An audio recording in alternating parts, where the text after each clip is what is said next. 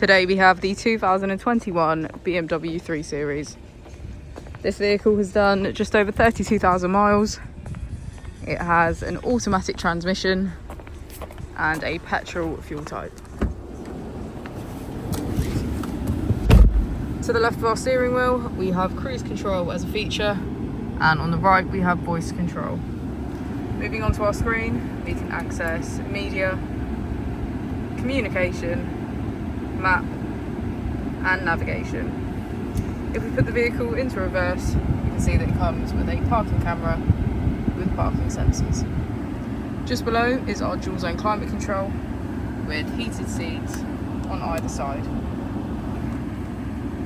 If we press our mode button, we can switch between sport, comfort and Eco Pro. As we go into the back of the vehicle, we can see that it has a full leather black interior and get a good view of our sunroof.